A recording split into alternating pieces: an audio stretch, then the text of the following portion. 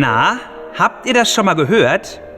Das ist der weltberühmte Anfang von einem der bekanntesten Stücke der klassischen Musik. Die 5. Sinfonie von Ludwig van Beethoven, gespielt vom HR Sinfonieorchester unter der Leitung von Philipp Herwege. Und damit herzlich willkommen zu einer neuen Ausgabe von Klassik-Hits mit Juri. Ludwig van Beethoven ist einer der berühmtesten Komponisten der Weltgeschichte. So sah er übrigens aus. Beethoven war ein sehr emotionaler und perfektionistischer Komponist. An seinen musikalischen Ideen arbeitete er Tage, Wochen, Monate, manchmal sogar Jahre. Und er hatte ein sehr schweres Schicksal. Er wurde nämlich schon früh schwerhörig und später dann taub. Dazu später mehr.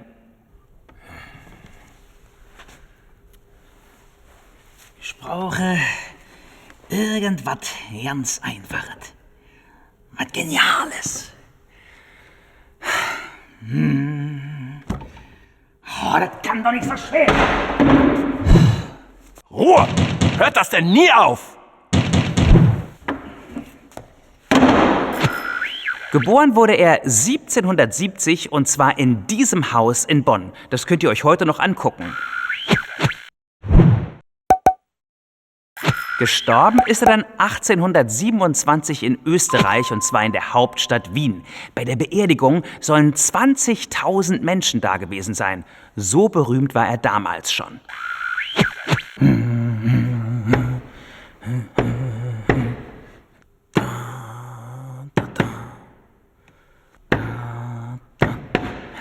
Das ist gut. Da mache ich was draus. Hurra! Ruhe! Sonst hole ich die Polizei!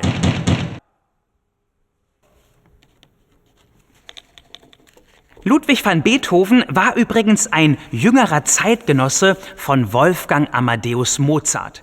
Den Komponisten kennt ihr vielleicht schon aus einer anderen Folge von Klassik-Hits mit Juri. Sowohl Beethoven als auch Mozart lebten in der damaligen Hauptstadt der Musik, in Wien, der Hauptstadt von Österreich. Ja, und deswegen nennt man die Musikepoche, in der die beiden lebten und komponierten, auch die Wiener Klassik. Nee. So geht es einfach nicht. Ich brauche was mit mehr Rhythmus. Das muss doch richtig bam, bam, bam machen. Ruhe! Ruhe! Wenn das so weitergeht, schmeiß ich sie raus! Oder was?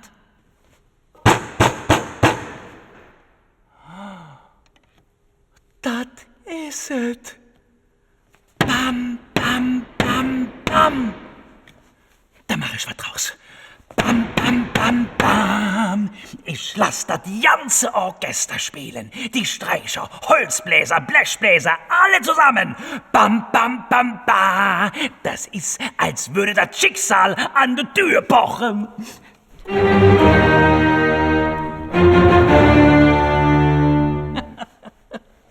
Das wird genial. Bam, bam, bam, bam. Bam, bam, bam, bam.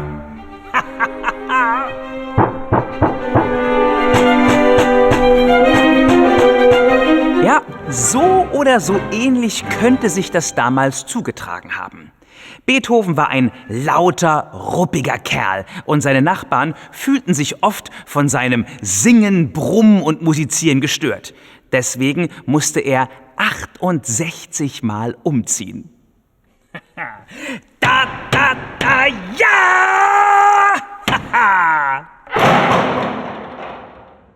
Gnade, bitte! Aufhören! Gnade! Da, ja! Beethoven soll zu dem berühmten Ta-ta-ta-ta gesagt haben, so klopft das Schicksal an die Tür. Ob das wirklich stimmt, weiß heute keiner mehr. Aber deswegen heißt seine 5. Sinfonie auch die Schicksalssymphonie. Wie? Was haben Sie gesagt? Schicksalssymphonie! Ach so, ja, die komponiere ich hier gerade. Ungefähr zu der Zeit, als er seine 5. Sinfonie komponierte, wurde Ludwig van Beethoven schwerhörig. Ja, damals gab es noch keine Hörgeräte, Wie bitte? sondern nur ganz einfache Hörrohre. Hä? Hörrohr! Ah! Ja, also, mittlerweile brauche ich ja das Hörrohr, damit ich alle besser hören kann. Aber für das Da-Da-Da-Da, da brauche ich das Hörrohr nicht. Das höre ich auch so. Da-Da-Da-Da! Ruhe! Verflixt nochmal! Ruhe! Ein Geheimnis des sensationellen Erfolges der 5. Sinfonie scheint der Rhythmus zu sein. Warum sind wir Menschen so verrückt nach Rhythmus?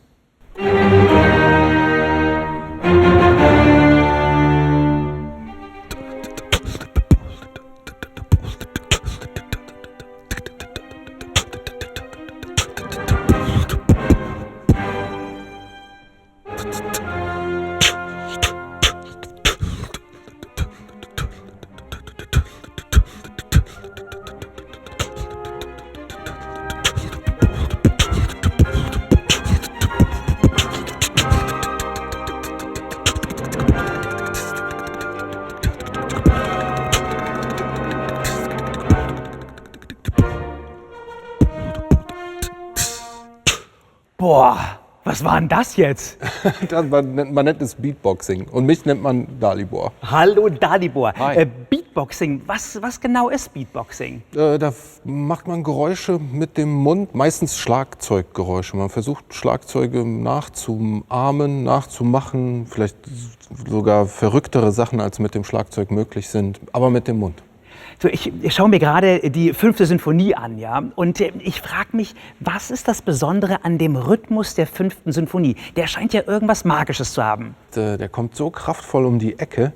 Das ist wie so ein, als würde man Boxen trainieren, ja, und dann hätte so die Jabs am Anfang, bam, bam, bam, bam, ja. Der hat irgendwas Kraftvolles und bleibt einfach im Gedächtnis als Rhythmus hängen. Bam, bam, bam, bam. Aber Ja. das macht Spaß. Aber ich würde auch gerne mal was ausprobieren, so Beatbox-mäßig. Kannst du vielleicht mir und unseren Zuschauern irgendwas ganz Einfaches beibringen, was wir vielleicht mitmachen können? Klar, natürlich. Und zwar die einfachste Übung, um Beatboxing zu lernen, basiert quasi auf dem Gegenteil von Beatboxing. Beatboxing ist ja relativ laut, aber die erste Übung ist meistens basiert auf einem sehr leisen Wort, nämlich auf dem Wort Psst. Psst. Genau. Und zwar nimmt man vorne das P, macht das so voluminös und so kraftvoll wie möglich, macht daraus ein Boom. Und dann nimmt man das S, das kann man dann für die Hi-Hat verwenden, das macht dann Z, Z, Z, Z. Und hinten das T verwendet man als Trommel und haut es dann einfach noch dazu und dann hat man ein Boom.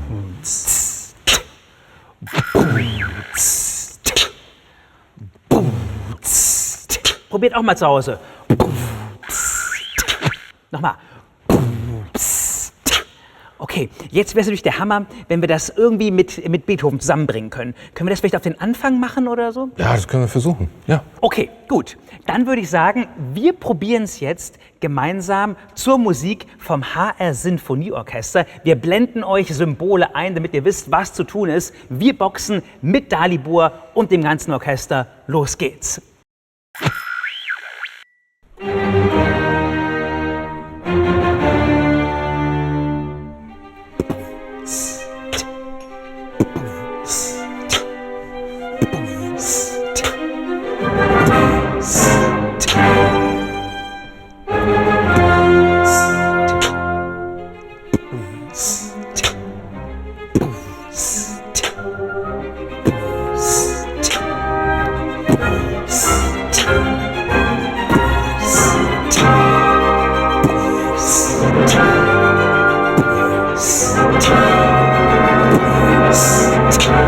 Yo, das ist der Rhythmus, bei dem jeder mit muss. Ja, der hat so richtig Groove. Und damit kommen wir zu unserem Quiz. Und wir kommen zur ersten Frage.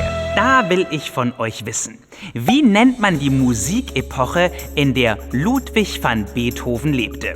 War es A, das Wiener Würstchen oder B, das Wiener Schnitzel oder vielleicht C, die Wiener Klassik?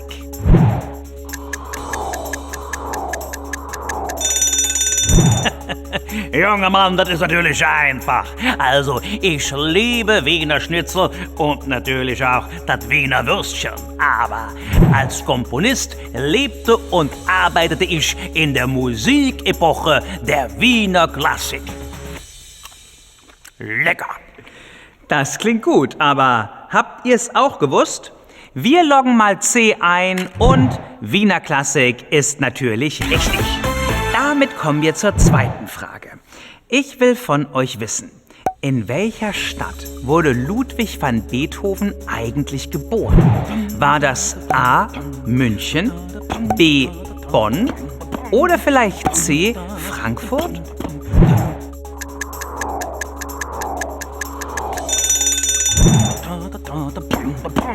Hallo? Hallo, Herr Beethoven? Hallo? Ja, was ist denn, junger Mann? Ich han gerade einen super Einfall für meine 5. Sinfonie. Den muss ich sofort hier in mein Notizheft eintragen. Wir spielen doch gerade ein Quiz mit unseren Zuschauern. Aber okay, ein Einfall für die 5. Sinfonie, das ist natürlich richtig wichtig. Aber wir würden gerne wissen, in welcher Stadt Sie gelebt haben, bevor Sie nach Wien gezogen sind. Ach so, ja, das ist natürlich einfach. Ich bin in Bonn geboren. Und dann bin ich nach Wien gegangen, weil ich wollte ja bei Wolfgang Amadeus Mozart studieren. Das hat dann nicht geklappt. Naja, aber ich bin Sie müssen es ja dann wissen. schlussendlich Also, noch wir loggen B wie Bonn ein und das ist natürlich richtig. Und damit kommen wir zur letzten Frage. Ich will von euch wissen, wie nennt man die 5. Sinfonie von Ludwig van Beethoven noch? Ist es die Skandalsymphonie oder die Spektakelsymphonie oder vielleicht die Schicksalssymphonie?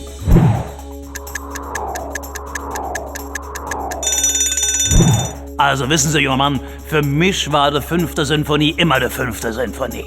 Aber die Leute haben ihr den Beinamen Schicksalssymphonie gegeben. Ich fand das ja nicht schlecht, ne? Weil es gibt ja viele 5. Sinfonien, aber es gibt nur eine Schicksalssymphonie. Und die ist von mir.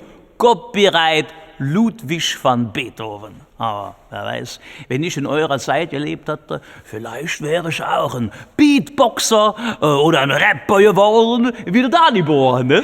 Alles klar, dann loggen wir einmal C ein und C, Schicksalssymphonie, ist natürlich richtig. Sehr gut erklärt und ein guter Geschäftsmann war der Beethoven übrigens auch. Ich sag nur Copyright und so. Das kann man wohl sagen, junger Mann, das kann ich dir erzählen. Na, konntet ihr alle Quizfragen richtig beantworten? Wenn nicht, überhaupt kein Problem. Dann geht einfach auf unser Gadgetboard. Da findet ihr noch einmal alle Informationen übersichtlich aufgelistet und natürlich alles rund um das Beatboxing von Dalibor. Ich mach's mir jetzt ganz gemütlich und höre mir an, wie im ersten Satz der 5. Sinfonie das HR-Sinfonieorchester das Schicksal an die Tür pochen lässt. Macht doch mit.